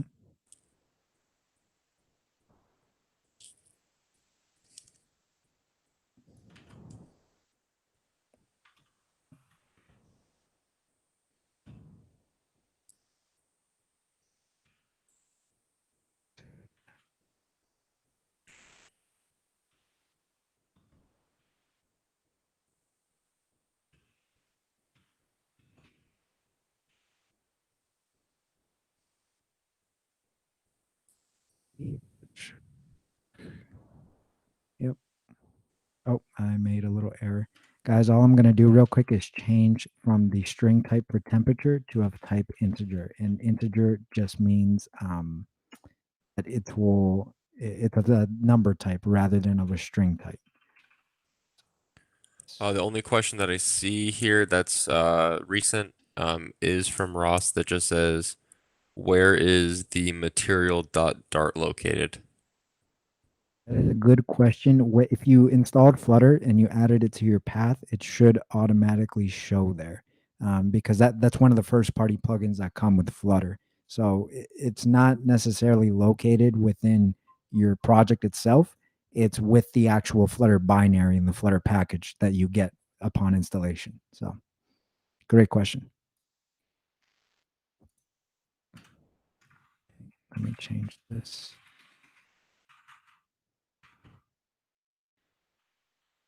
Just change this to 0. So I was able to fix that error. What I went ahead and did was I just added a padding, right? Because I just did a quick check. If the weather status URL is empty, I want to display a sad face. If it's not, then I want to go ahead and actually go to the network and display as grab the image, right? Given the URL. I added a padding around it so that there's a little padding so it just doesn't get stuck to every side of the screen. And then right below it, I'm just going to render the text of the temperature, but because the temperature is of type integer, I need to convert it to a string because that's what text takes in. If I hover over it, it'll say, yep, it takes in a string. So I just converted the number to a string. And then same thing over here. So now if you go over here in weather information, you notice that there's like a little red squiggly lines inside here. It says 3 positional arguments expected, but 0 found. So let's go ahead and fix that, right? So now that I added the parameters here, I'm going to say city title. I'm going to just pass it in this city title, and then I believe it was next. Yep. This comma. Let me explain what I'm doing here real quick. I'm using the weather page is going to hold the state of the app, right? It's going to say what is the current city that's being looked up, what is the temperature, and what is the weather status that, or what is the URL to the image, right? Initially, when the app first launches, I'm just going to set this title to no city has been looked up. The temperature is going to be 0, and the weather status is going to be an empty string because we haven't looked up a city yet, right? So here, I went ahead and just changed the weather information widget so that it could hold these properties, right? And so that whenever the weather page changes, I just pass that to the weather information widget, right? Kind of like a text widget. Whenever I create a text widget, I have to give it some sort of data to render. It's the same kind of concept here. Whenever I want to show the weather information, I have to give it the data that it needs to render. I have to give it the title of the city, the temperature, as well as the weather status, right? So let's go ahead and hit save. Assertion, a null string must be provided in a text widget. So let's go ahead and see what's going on here. Let's see, source widgets text.dart. Oops. Let's see. Main.dart. Web page. Oops. Restart. Yep. Okay. So sometimes Dart will like lock up on you. And if it does, or if it gives you a weird error, there would normally be like a restart button right here. So you just click that and it'll restart the app, right? So now that I restarted the app, I see here that it does show that default information, right? No city has been looked up. The sad face and the temperature is 0. If I change any of these values, say I change it to 20, should hot reload. And then, yep, it says here 20. So let me just go ahead and change the temperature back to 0. Okay, cool. So we have most of the UI built, and I think we're running a little over, but I appreciate you guys staying with me. Right now, I'm going to go ahead and make that little text field controller, right? Because I want to be able to let the user put in text. So go ahead and create a new widget called weather search. Let's say,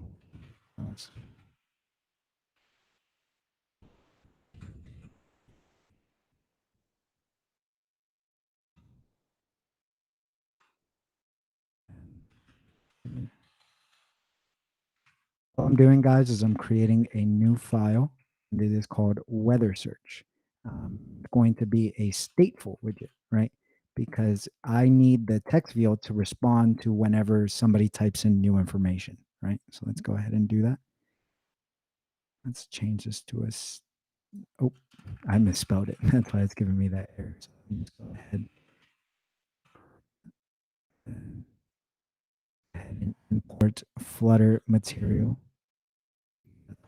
That error. Perfect. And then heading to a stateful widget. Oops. Yeah, let's fix that a little bit. So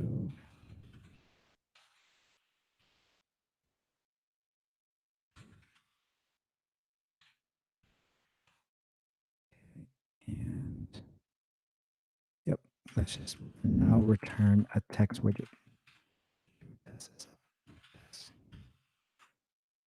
So I just went ahead and created a weather search widget, right? And right now, all it's going to return is a text widget. I made it a stateless widget because what I want to do is just click on it, right? And then I'm going to convert it to a stateful widget. It saves me from writing a lot of boilerplate code, right? Because Flutter does a bunch of this handling for me, right? So now I need to go ahead and render some sort of controller, like a text field, if you will. I need it to show that a text field where the user can press and it can enter in the information, right? Say, is there going to be a text controller or a text field? Yep, there is a text field widget. So if I type in field, I get autocomplete right here. Then I can just open this. And now let's see what different properties I'm going to need. I'm going to take in a controller, right? And a controller is basically, instead of having to manage the state of the text field, as in this, listening to when new text comes in or handling when text is deleted, right? Flutter lets you use, it comes with a text controller, right? So I'm going to go ahead and create a variable called text controller.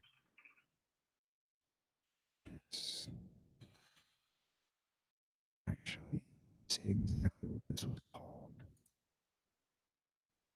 Lib weather search. Yep, text controller.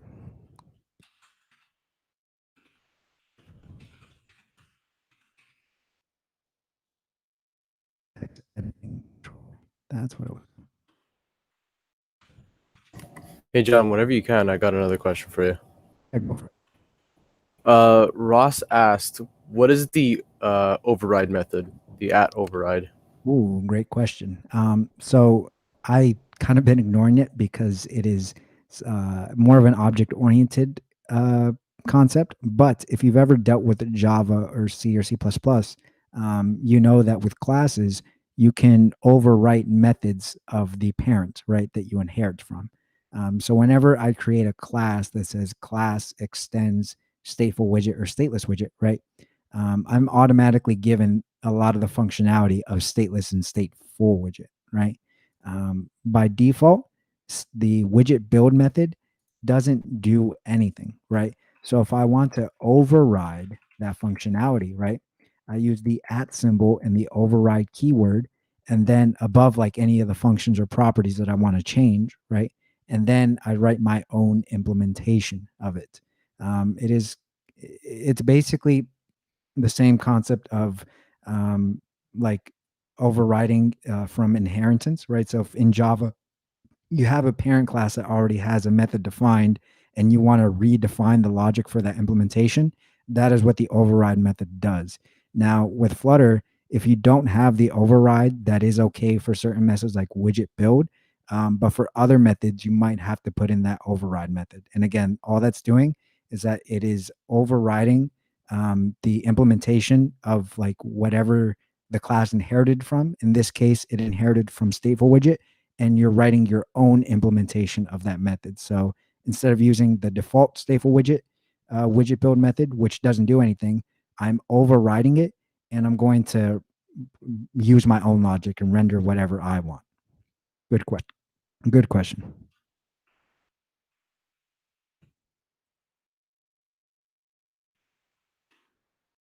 Okay, so I'll go ahead and move on. Right now, all I did is right here, I created a variable called text controller, and I set it equal to text editing controller. If I hover over it, it creates a controller for an editable text field. Now, this text field, right, like I said, we don't really have to do any of the work for managing when a user presses the text field or listening to when they type something new in, right? I can just create this text editing controller and then let that take care of everything, right? So whenever I create a new text field, I can just pass in a controller to it, right? A text editing controller. And then this controller will deal with all of that intricacy without us having to actually implement it. This is also what I mentioned, that there's great first party libraries and just first party widgets built in that let you not have to worry about, certain lower level intricacies. They can just let you write super fast. Now that we have the controller in here, I'm also going to need a text input action. So let's say text input action. And if you're on iOS, whenever you pull up a text field, you'll notice that in the lower right hand corner, there'll be like a blue button that says like go or return or search, right? This just lets us define what shows there, right? So what I want to do is I want to set whatever, instead of it saying go or return or something like that, I want it to say search. So that's all I'm doing. Whenever somebody clicks on the text field on their keyboard shows up, I want it to have that displayed as text input search. And next, what I want to do is I'm going to go ahead and write an on submit function, right? Let me just go ahead and add a decoration to this. So just like styling on text, right? A decoration is what you're going to be able to decorate the text field with, right? If you see here, the decoration to show around the text field, right? By default, draws a horizontal line under the text field, but can be configured to show an icon, label, hint text, etc. Right? Say decoration, and then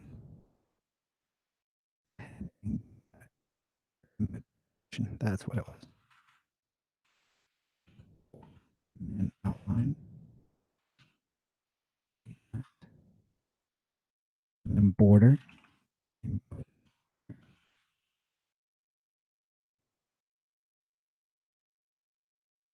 Oh. I'm forgetting these method names, but cool. Outline, input border, and then text, hint text. Yes. So inside the text field, whatever you might want to have a hint that lets the user know what exactly they might have to type in, right? In this case, I'm going to have it say enter a city. Enter a city. Because I want to let them know that this text field is to enter in a city name, right? Let me change this to labeled text because I think that will work. So let's do this.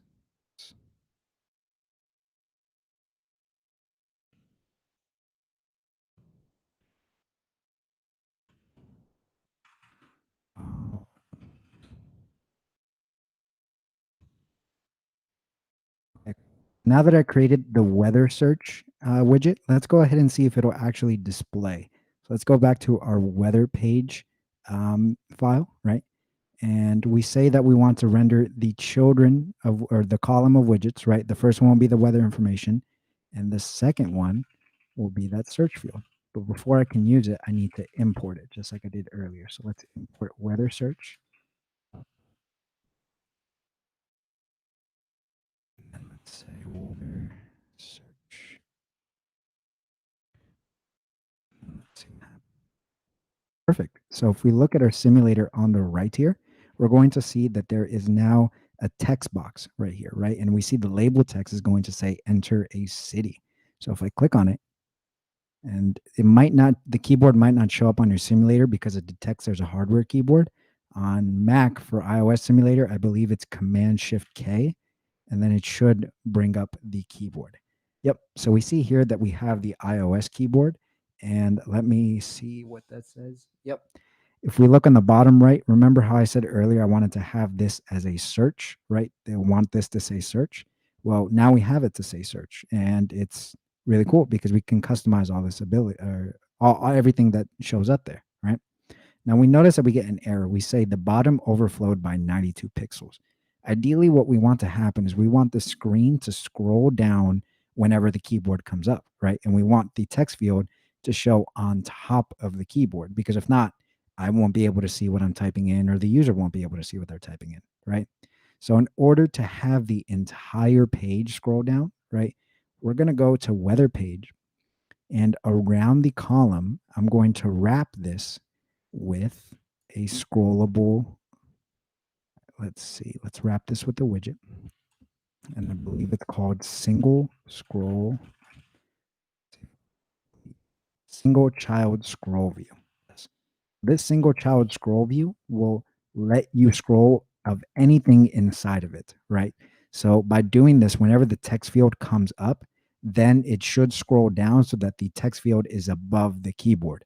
Right now, it is static content. And it can't scroll, right? But by adding the single child scroll view in the weather page around our column, like around all of our UI, then it should scroll whenever we pull up the keyboard. Let's go ahead and test that. Okay, and now let me go ahead and dismiss the keyboard. Okay, cool. Now I'm going to go ahead and click on the text field again, right? And the keyboard doesn't show up, so I'm going to click Command-Shift-K on Mac for iOS Simulator. And boom, we saw that now our entire UI can scroll up and down. And Flutter is smart enough to know that when there's a text field, right, instead of having the keyboard cover that text field, it actually shows up from above and slides everything just right above that text field. So your user will still be able to see what they enter, right?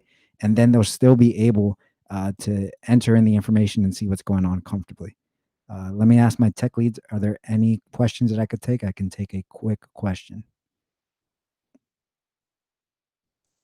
Yeah, one question that was just asked by Emmanuel that says, is Flutter easy to use for accessing databases and displaying / editing said databases? That is a great question, Emmanuel. So Flutter is a relatively new technology, right? It came out in 2018, at least version 1.0. Since these 2 years, which has been a very fast 2 years, Google and other companies have started porting their database libraries over to the Dart and Flutter ecosystem, right?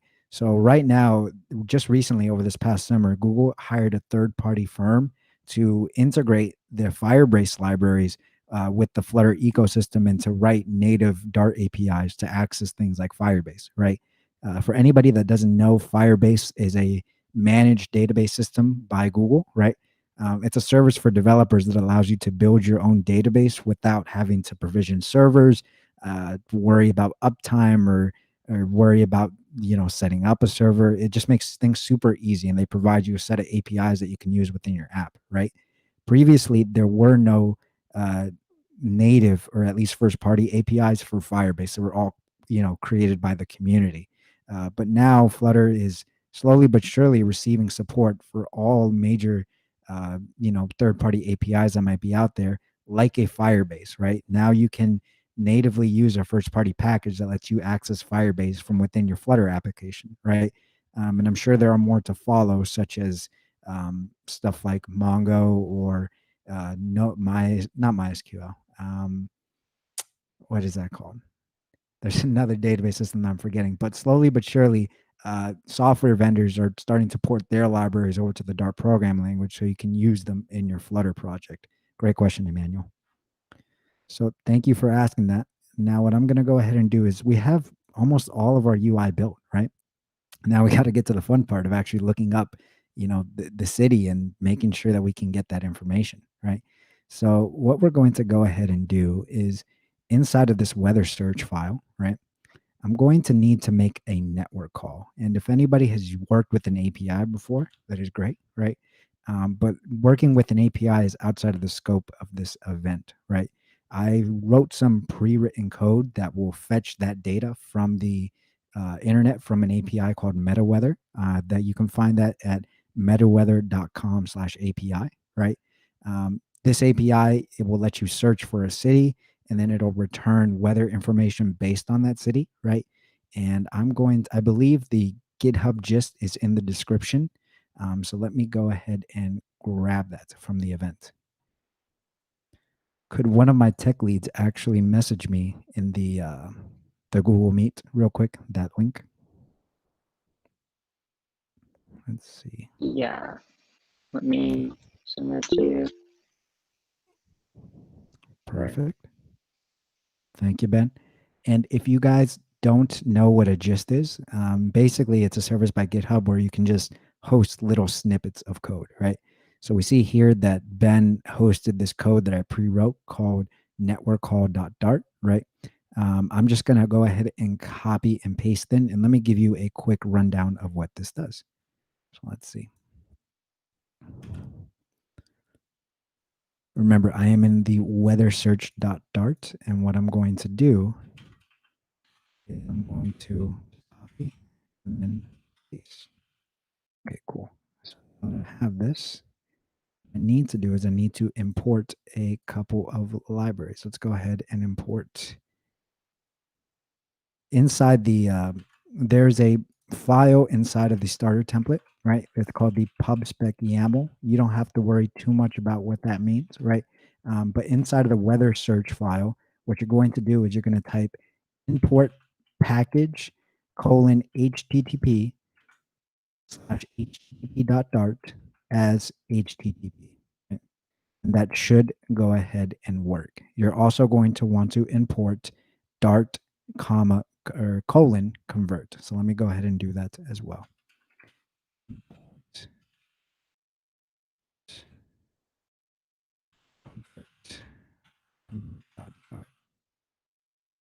Package. No, just Dart convert.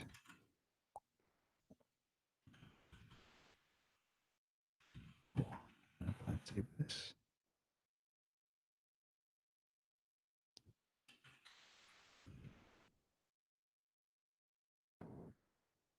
Convert, yes.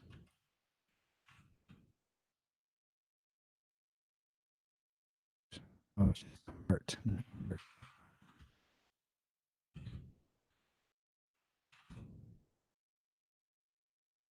Okay, cool.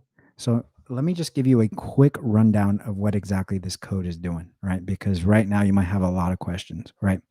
Essentially, this, whenever I go ahead, oh, I didn't actually finish this. Let me go ahead and make an on. So for our text field, if you guys go down to the widget build method, right, we want we want to be able to look up whatever the person typed into the text field, right? We want to be able to look up that information only when they click search, right, or when they click go. So the text field has a property called onSubmitted, right? And it's going to take in a function that that will run whenever the search button is hit, right? So for example, for testing purposes, I can say that whenever we hit the search button, I'm just going to have it run a print statement, right? So let's just demonstrate that real quick. Void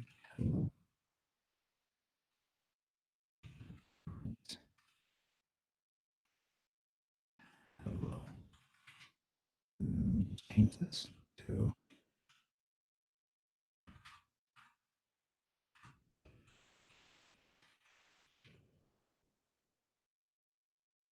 this is called text controller. Did I spell this wrong? Text.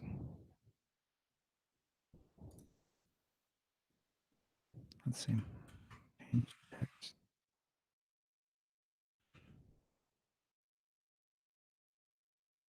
I do different. Oops. Let's and then final text control. Oh, I know what I did. I know what I did. All right. Let me just make a quick change up here.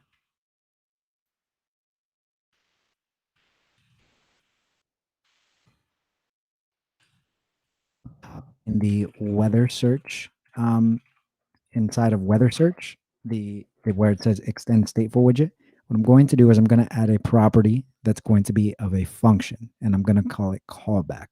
I will explain this just in 1 second. So let's do this. Perfect. And then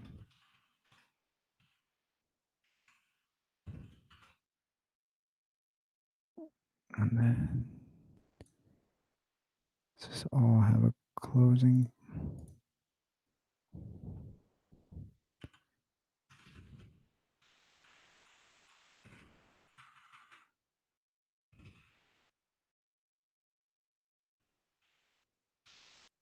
That fixed it. Perfect. Okay, cool. Let's say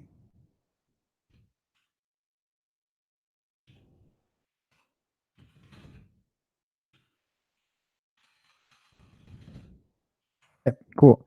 So I just had it in extraneous curly brace. So that's why it was giving me the error, but I went ahead and fixed it, right? So what I went ahead and did up here inside the weather search where it says extend stateful widget is I put in a property that is of a type function, right? And I named it callback. So the idea behind callbacks is that A callback is a function that's run after certain things have been, or rather, after certain events have happened, right? You can execute a callback. Now, this property is the same as any other property, right? Like before, we said we had a city title property, right? And we had a temperature property, right? This is still a property, except this time it's going to be of a type of a function, right? Now, why am I going to use this callback, right? Well, inside of the weather page, right, where I have the actual state itself, whenever the person searches up the weather, right, I want to be able to update the state of the actual weather page, right?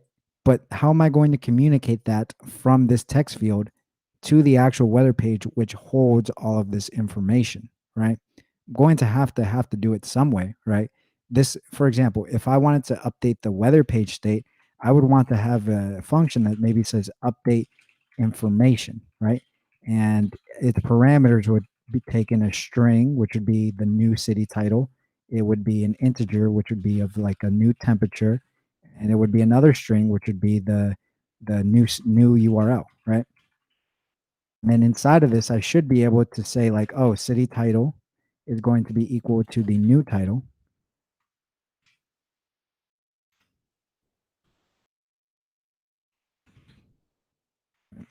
And then the temperature is going to be equal to the new temperature. And the weather status URL is going to be equal to the new URL. It should be that easy, right? But how this widget doesn't know of the weather search. It doesn't know when it was pressed, or it doesn't know when it was submitted. It doesn't know any of that information, but I still want to use this function that says update the weather with these new information as parameter, right? So what I'm going to want to do is I'm going to want to pass into weather search a function, right? Just like I did before with weather information, I passed in these parameters, right? So that it could build its widget based on those parameters. It's kind of the same idea. I want to build a weather search widget with this function, right? This function, so weather search knows of all the information that's returned from the network, right? It knows what the city name is. It knows what the image is. It knows what the new temperature is, right? So after it knows all of that, if you look at line 57, right, I'm just using that same callback. So I'm saying callback and then passing in that information, right? So in the hierarchy tree, whenever you hit enter, right, for a city, you're going to search for that information. And then once you do, you're just going to pass this information to the original function, which is here, update information. So if I hover over up weather search, it says that the parameter callback is required, right? And callback is just a function. I'm going to give it other information, update information, that's what I called it. When you declare a function as a property in Flutter or in Dart, you don't put in the open parentheses with the parameters. You just pass in the name of the function itself. So that's why here for the callback, I just gave it the name of the function, not with the parameters or the parentheses. So we did that. And save. And then now what I'm going to do is I'm going to go back to weathersearch.dart, and I'm going to say on submit, I will go ahead and when this is submitted, I want to run this block of code called city submitted that'll take in the city, and it'll go ahead and check for whatever's inside the text controller and make the network call and grab that information. Once it has the information, I'm going to pass it back to this update information, right? And then it'll rebuild this widget. Whenever a stateful widget changes its state, right? Everything inside of the widget build method is rebuilt, right? Or everything that has changed. So what this does is that this allows us to rebuild the weather information with the correct information that we have, right? It allows us to rebuild any other properties. Just like I remember we had a question earlier that said, can we change the color of this status bar up here based on the weather. Well, yes, you can, right? Because everything on the screen is rebuilt if it is a stateful widget, or everything in its build method is rebuilt, right? It is re-rendered on the screen with that new information. So let's go ahead and let me mention one thing here real quick, right? It would be nice if we could just go ahead and set these variables to the new value, right? Update the state that way. But in Flutter and Dart, you have to be explicit whenever you want to update the state, right? So I believe the method is called update states. Let's see.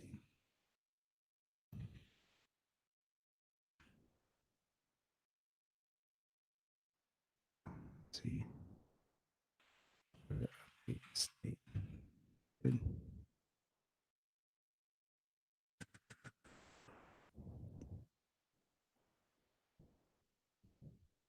What is the method called?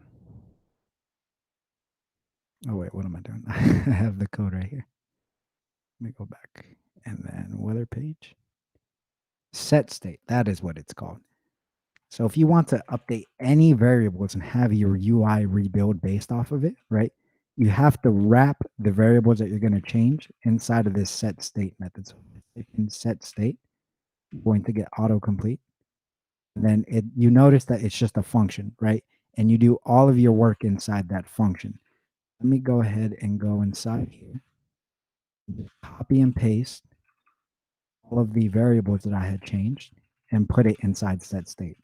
When you do it inside set state, it lets Flutter know that these widgets are used in UI somewhere, right? And in this case, it's used in the weather information UI.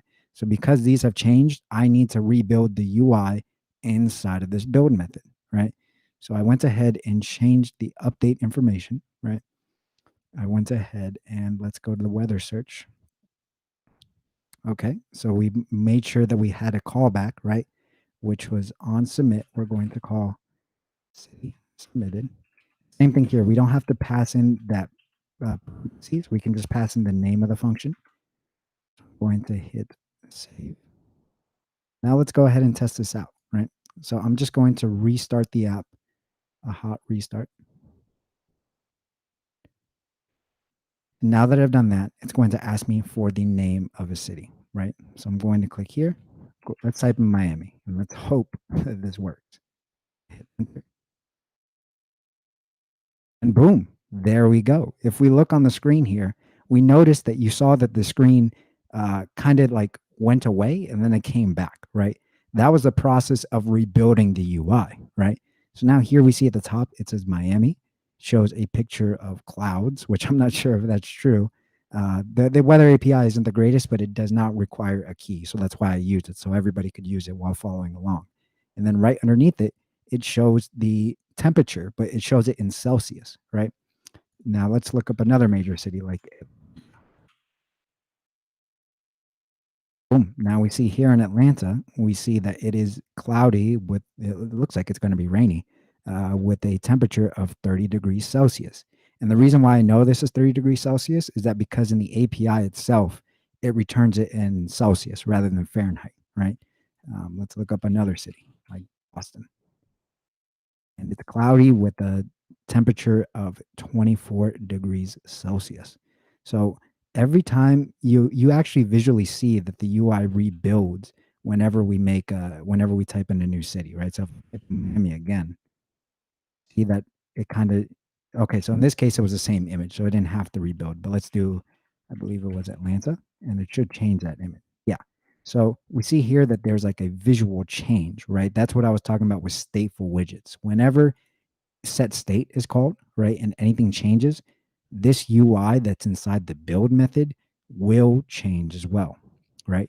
Now, I can do other things. We notice how everything is scrunched up together, right? So let me just, I want to be able to add padding in between both of these.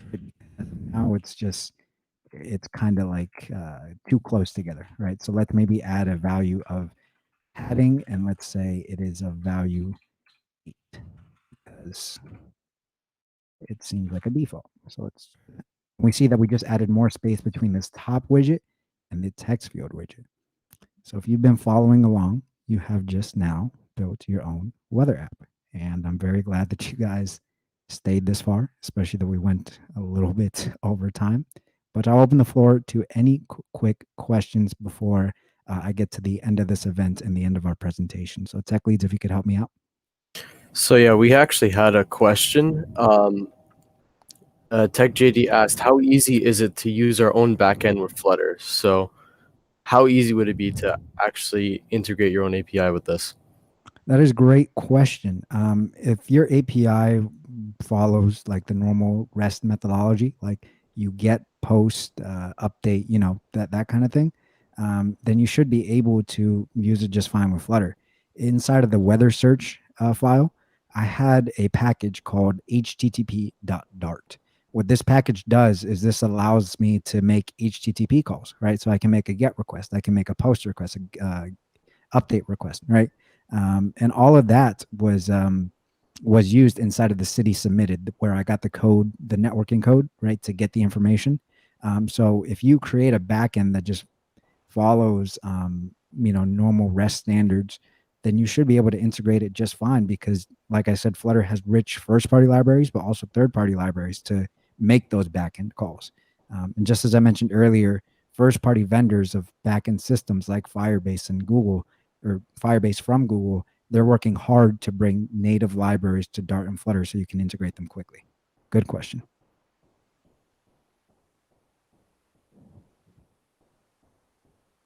We can do one more question and then we'll get to the end of the presentation.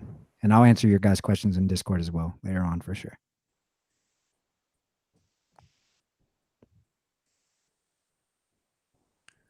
Somebody asked a question earlier about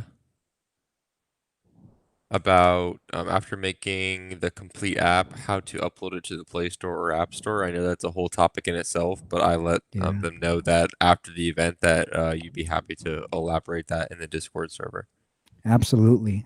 It has less so to do with like the Flutter and Dart side and more to do with like making a Google Play account or making an Apple developer account, and going through the steps of registering your app and uploading it to the App Store. But yeah, I can ask if you join the Discord, I can definitely help you out there. So thank you for asking. I'll go ahead and get towards the end of our presentation. We're doing a quick Q&A session, so I'll take one more question. And I really appreciate everybody's time here and for sticking around with all of us, even with all of our difficulties.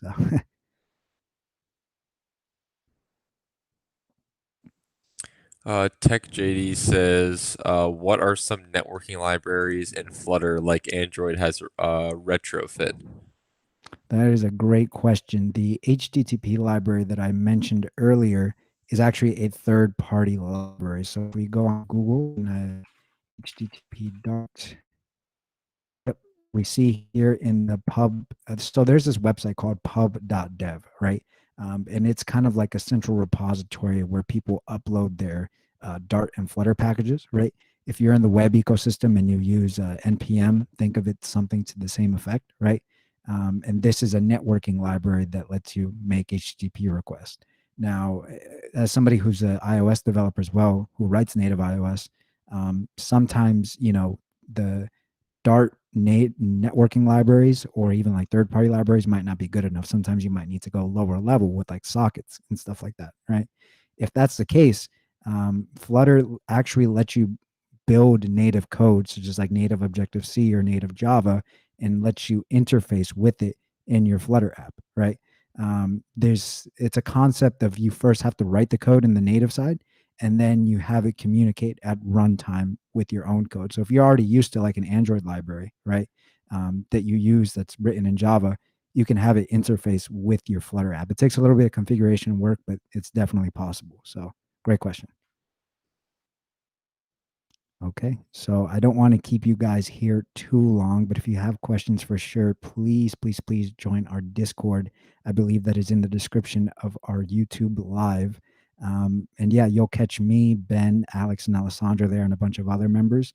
And please, if you guys have any feedback for us, leave it in the Discord, or I think we'll send like a feedback email, because we want to hear how you guys, what you guys thought of the event. If you guys had fun, or if you guys had any feedback, especially for me. But for those who stuck around, I'm very glad we got to build a weather app. And if you want to see the final product, in the description, you can go ahead and there's a link to the finished app in the repository. So if you have any questions about your code, you can compare it to that, or like I said, you can ask in the Discord server. But otherwise, I want to thank everybody here. I'm Jonathan Yataco. I'm a tech lead here again. And if you want to, I want to connect with everybody, especially who came here in this time of pandemic. So if you want to follow me on social media, whether that be Twitter, Instagram, I have it my down here at John Yataco. And yeah, follow me and I'll connect with you. I'd love to get in touch with more developers, especially those around the world. But thank you, everybody. I hope you all had fun and you were able to learn something. Thank you so much. John, honestly, thank you, man. This was really well done. I really like your work here, and just fantastic. You blew me out of the water, man. I'm so impressed. Thank you, Alessandro. That's very nice coming from the president. So, thank you. Sandro or Ben, would you like to let everyone know how we're going to do the feedback form before we let everyone go? Yeah, so the feedback form has already been added into the chat on YouTube. We're probably going to add it to the description as well. And you could always access it through your email. There should have been an email sent out to you guys and into the Discord as well. You could access it any of those ways.